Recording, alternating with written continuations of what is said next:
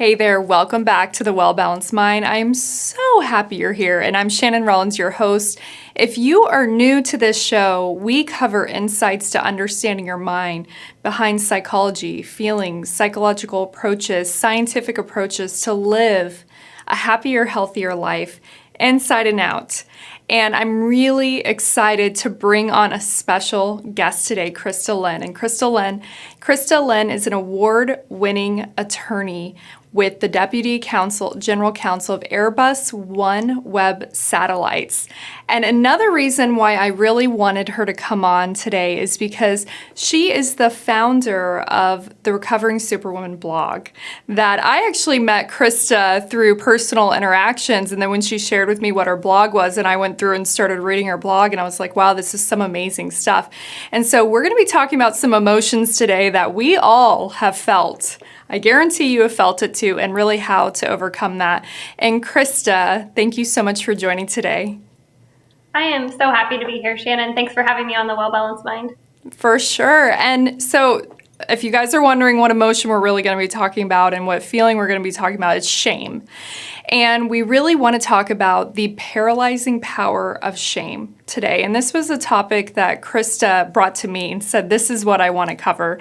And so, Krista, I just wanted you to start by, I really want to hear your story to start with, and how an attorney ended up starting a blog based around all of this. And so how did that start off for you? What's your story? Yeah, thank you for giving me the chance to share that. So, as you mentioned, this is a topic that is near and dear to my heart only because I've been on a journey in trying to understand shame and the role that it plays in my life and in others' lives from a psychological perspective, and to really understand how that shapes our actions, our thoughts, our feelings about ourselves and other people, and how we grow. So, I have had a pretty happy life for the most part, but I did get into a marriage a number of years ago where I was married to someone who had a lot of demons, was suffering from alcoholism and some various mental health issues that really made our life together quite difficult. It was during that period of time that I found myself a victim of abuse, of several different kinds of abuse: physical, sexual, narcissistic, emotional, and otherwise. And I started learning about not just abuse, but like what leads someone to be in an abusive relationship or to tolerate abuse. Mm-hmm. And really what I learned was it's from feelings of low self-worth. And low self-worth is generated by shame. Usually shame that, we don't even realize comes from our childhood, from childhood wounds of neglect or abandonment or or other similar wounds. And like I said, I had a pretty happy childhood. My parents were a middle-class family. They gave us, my brother and I, just about everything that we needed or wanted within reason. And but I didn't quite realize that some of the things that my parents hadn't worked through in their lives, led to how they parented us, and led to some negative self-thoughts about myself that I had to perform for love or for attention or for value, that I had to bring something and give someone something of myself in order for them to love me. And that was obviously unequivocally untrue, but that led me through a series of relationships in my life that led to my marriage and led to me staying in my marriage for, well beyond a time when most people would have tolerated it. A lot of people, will leave at the first sign of a major red flag. And, I looked at the red flags in my relationship as things that I needed to fix because I was accustomed to performing for love. So for me, shame was a very intimate part of my story. And as I started to unpack, my various battles with codependency and shame in my life, I really started to understand the power of shame. I mean, obviously an incredibly negative power, but I mean, that's really the backstory and how I arrived at being so passionate about this topic. And just to answer your second question, that translated into my starting a blog back in 2019 Shortly after I filed for divorce, the therapist that I was working with at the time, was really encouraging me to journal. And I had a 9-month-old and a 2-year-old at the time, and I was pregnant with my third child while I was going through my divorce. And I said to the therapist, like, yeah, when do you think that I'm possibly going to have time to journal? And she's like, well, maybe type it. Like, maybe if you can type fast, you can just spend time typing. So I started a blog just for myself that I never published for months. Wow. And started just capturing my thoughts and feelings on a daily basis, or as often as I could, manage to fit in. And that's really how it began. Wow. Oh my gosh, thank you so much for sharing your story, and you sharing that, it helps people understand that they're not alone in this. And I've worked with a lot of women who have that same, either perfectionism, people pleasing, codependency, and you're 100% right. We could have the best childhoods ever, but it's whatever that conditioning is that we've been taught. If you do this, then you get this. And as children, we always go off of whatever that conditioning is, and our parents are doing the best they can, and as a parent, you being a parent, I'm only a dog parent, we all know that we're doing the best we can, and that children are just not the best interpreters of situations, and we take that conditioning in and create those patterns. So I've seen that quite a bit where, when something happens, like you had mentioned in childhood, you had a really great childhood, some of those like perform for love, that type of thing, creates all of these other patterns. I really appreciate you sharing your story like that, because, this is something that I feel like is so common with women going through these relationships, but it's this unspoken, and to be able to write about it, writing is such a great therapeutic technique, and I write all the time. I have my journal that I just free write in whenever I feel I need to purge something out, and that's really powerful. So let's get into shame. What is the difference between guilt and shame? Because I know a lot of people mix them up. Right, and that's a great question. And really, one is more about who you are, and one is about what you do. So guilt is, I did something wrong. I hurt Shannon's feelings. I stole something. Shame is, I am wrong. I am bad. I am not worthy. It's really about the ownership of the emotion versus, the action. So that's really the difference. And they each play in different ways. And obviously there's a lot of, someone who experiences shame probably also has feelings of guilt a lot, but it doesn't necessarily mean that if you have guilty feelings that you experience shame. Of course, I think we all do to a certain extent, but it's really when that shame is, it really defines who you are, or is that it becomes paralyzing. Yeah, that's a really great definition. And it always just comes back to, you are not your behavior, but it's hard to do that when we're in it. When we're in an experience. And when your behavior is rewarded, like you said. Yes. Yeah. Childhood, where it's like that conditioning, and not because our parents did something wrong, but think about it. I know you're a dog parent now, right? And you think about how you taught your dog to not pee in the house, right? Like, you placed out puppy pads and showed him, taking him out every once in a while. But with kids, we're like, here's a Tootsie Roll every time you use the toilet, right? Like, here's a sticker on your reward chart. And so we condition behavior in a way that it's like we're rewarding behavior that is normal. And it's true. It's true. And then it always boils down to the, I am good or I am bad. There's always such a polarity. And as children, as like parents, I remember being in school, you're being bad. And I'm like, oh, I am bad. It means I'm bad.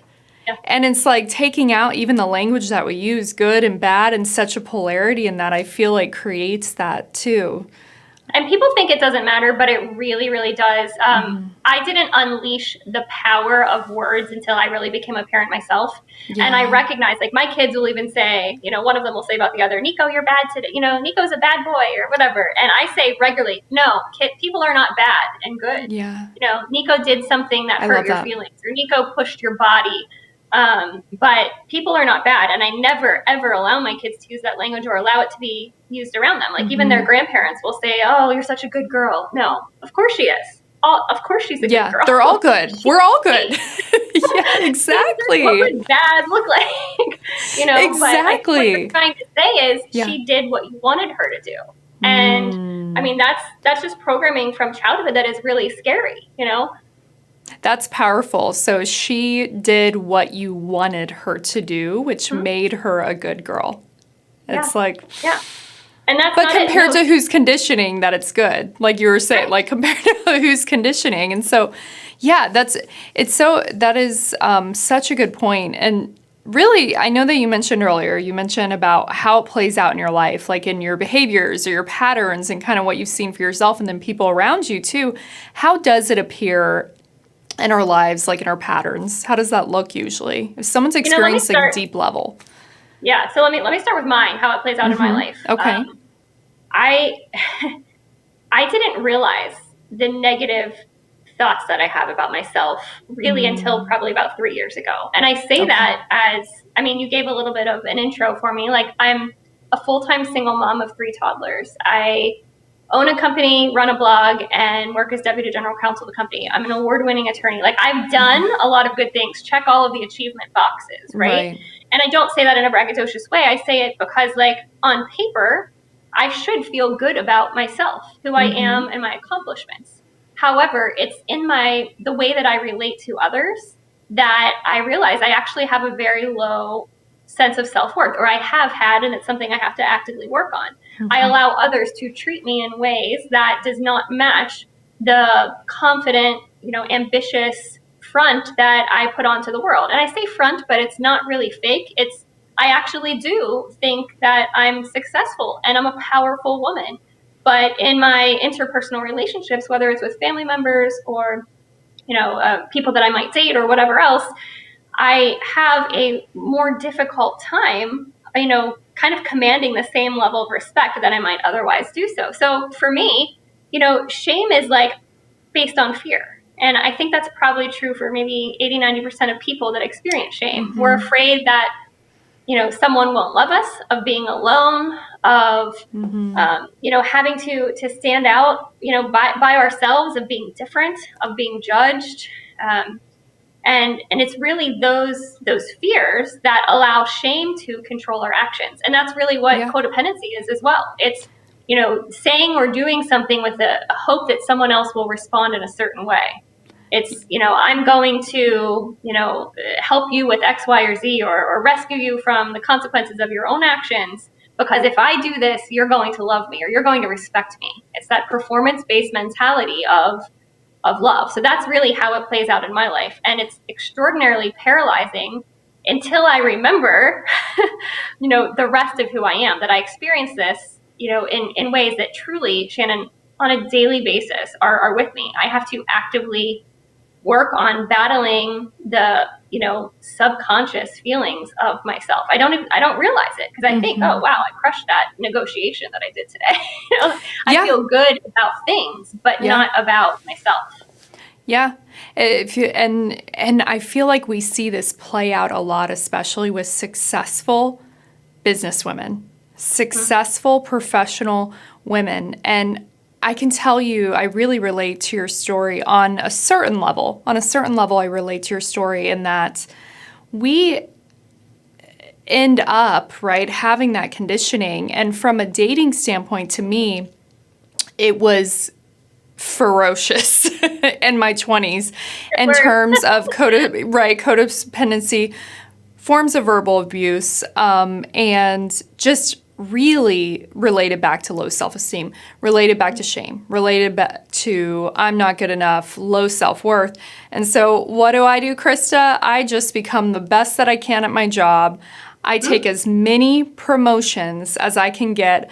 I'm climbing up the ladder. Then I try to start my business on the side of having all these promotions, and it turns into this whole, okay, if I do this, this, and this, and this, then people will love me. And every time I got to that next level, that next promotion, that next thing, that next competition I won for fitness or whatever I was doing, always trying to earn people's respect, I would never feel it. And so I'd be like, well, maybe it's over here. And I run over to, well, maybe it's over here. And you and I know it never comes from that.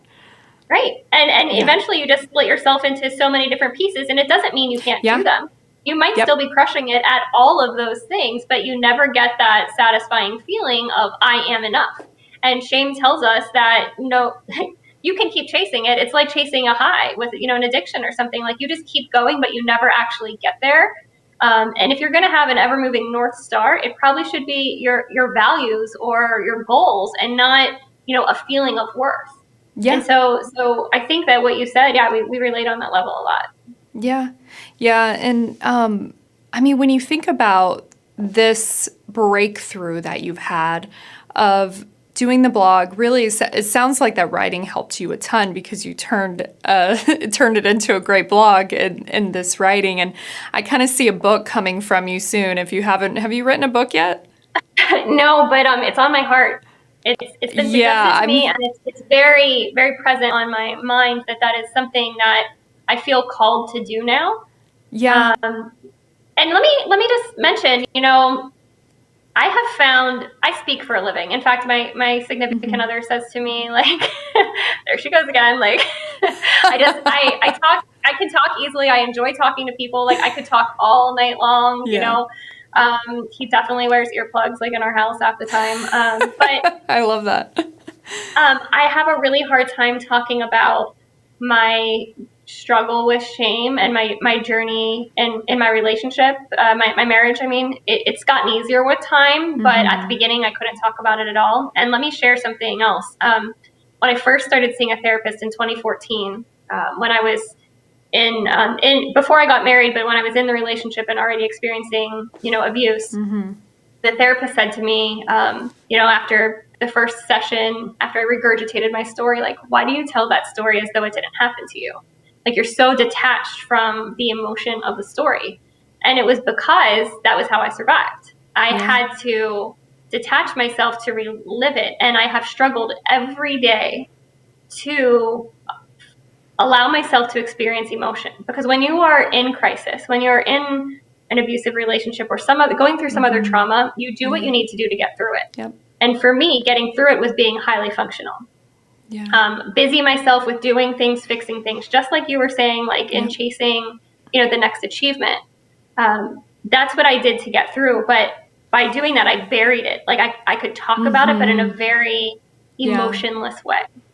And that really scared me when she pointed that out to me. And I've said it to, subsequent therapists and on podcasts that I've discussed it, like, that realization that I told my story and it didn't even sound like mine, because it was like I was reading bullet points or something, shows the level of trauma that was there. And when I was writing on the blog, I never experienced that emotional detachment. So it actually was much easier for me to write about it and to be vulnerable and authentic than it was for me to talk about it, at least at the time.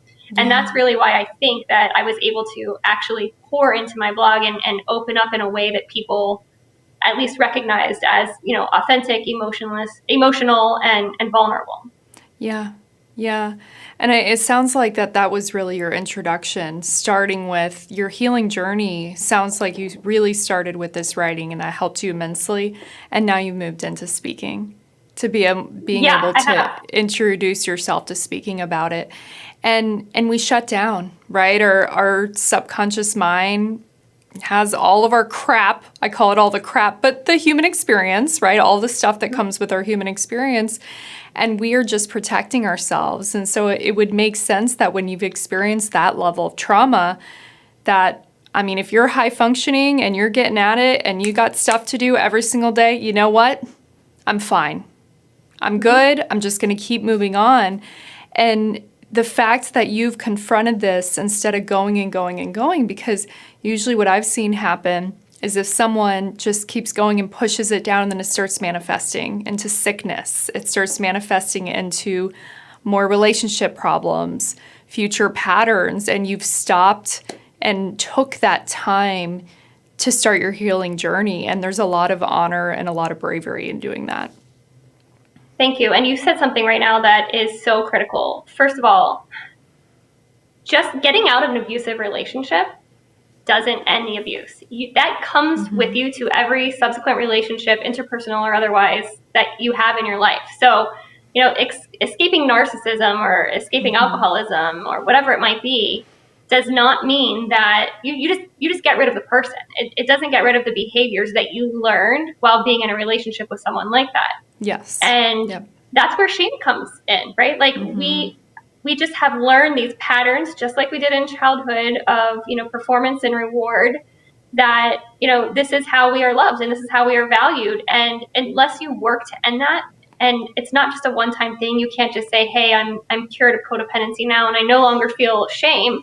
It's something you have to actively work on. I mean, I know I will be working on it for the rest of my life. It takes conscious work. It really does. I get caught up. I really do. I'm like, oh my goodness. Like I will look back over the last 6 months and say, I can't believe this has snuck up on me again. Like I'm so present. I talk about it all the time. I know exactly, what my weaknesses are when it comes to codependency and shame. And then like, oh my gosh, here are 3 scenarios in the last 2 months that I can think of where like shame really controlled how I acted or how I felt or thought about myself. And, or dictated how I responded to something that I shouldn't have tolerated or whatever it might be. Yeah. I'm happy that you brought that up. I really am, because I like to describe like our subconscious mind as like a dog on a leash. I always just imagine this little brain walking on a leash. That if you ever trained a puppy, have you ever had a puppy?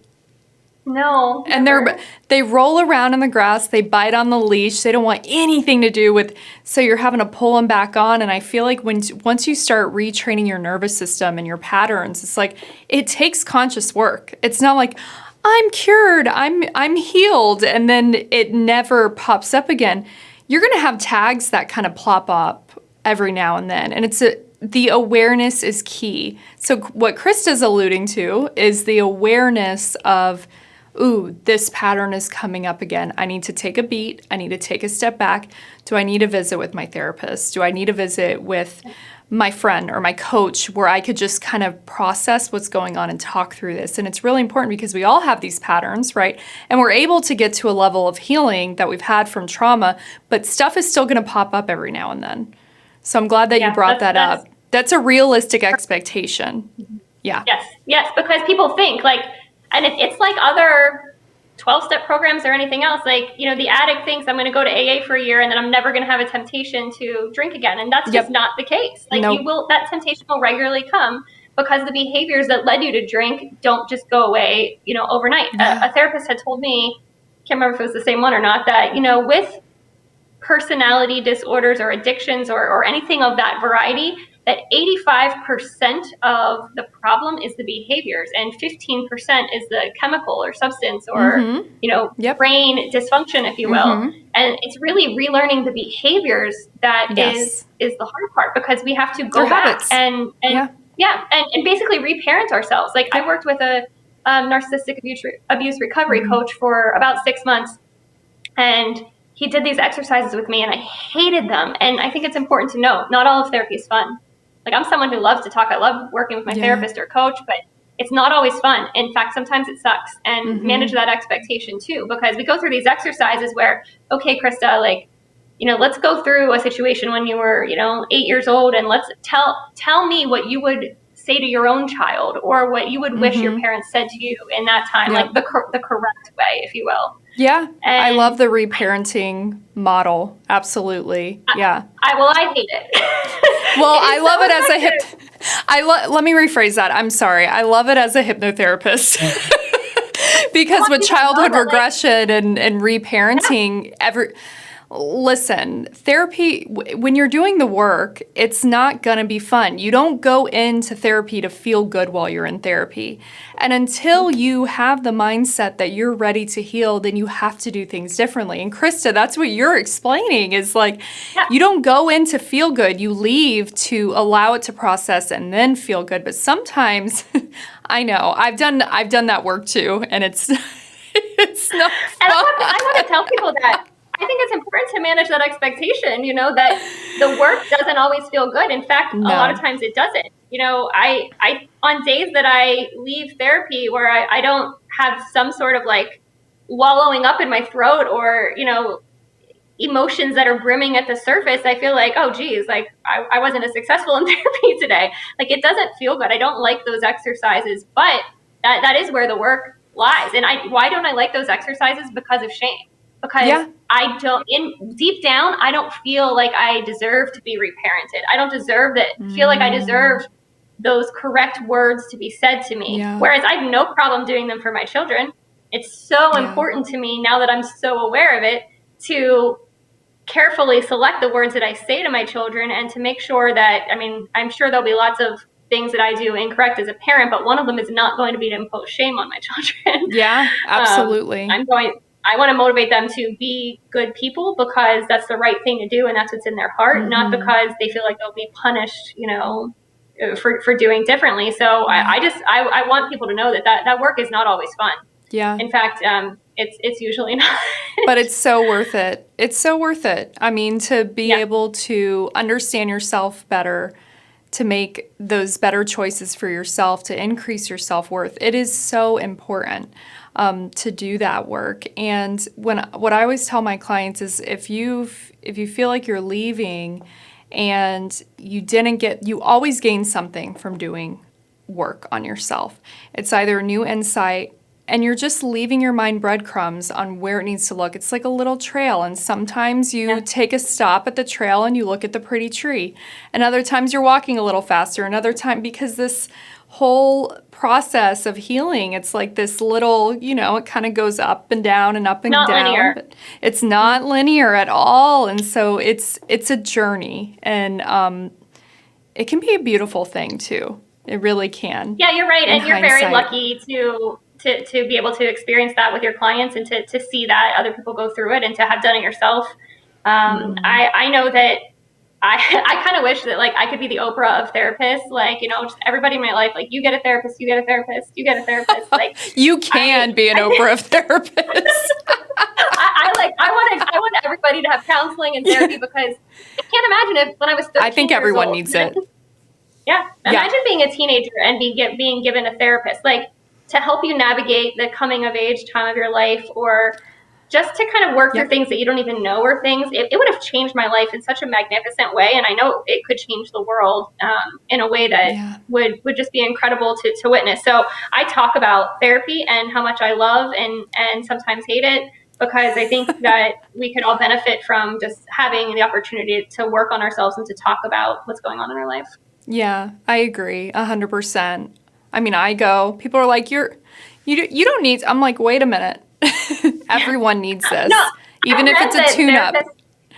Yeah, I read that therapists are actually very often codependent because like they want to take on some of their clients' problems and like that it's very hard to stay back. So, I mean, I applaud that your ability to do that, but also to continue to like work on. It's a learned behavior. There's some days where, Krista, there's some days where it's not that way. Like, that's why I appreciated you bringing that up with this tag pops up, this pattern pops up every now and then, because sometimes you have to take a step back. Sometimes I have to take 2 or 3 days off just to cool it and go to the beach and just fuel myself up again. I think that's so important. And the work you do is so important too. And you're so inspiring to other people. And let me ask you, is there any closing words, closing tips that you would like to share with listeners, especially if there's someone, man or woman, who is really resonating with you right now? Yeah, I want to say, this first. And I'm sure you said this on your show before, because I know I've heard at least 2 episodes that you said this, but first is you are not alone. Mm-hmm. But beyond that, if you are not ready to help yourself, that's okay. Let go of the shame around, I need to get out of this relationship. I need to leave this job. I need to cut off my abusive parent. There's so much shame in what we should do, what we have to do.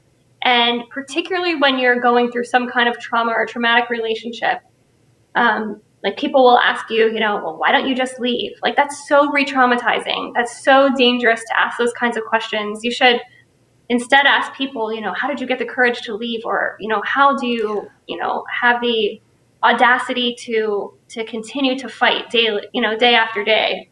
Yeah. But don't beat yourself up if you're not ready yet. Like, it's understandable. And for years, I beat myself up, and why don't I value myself enough to get out of this? And that just perpetuates the cycle. It's Yeah. unintentional, but that's what happens. So my advice isn't just that you aren't alone.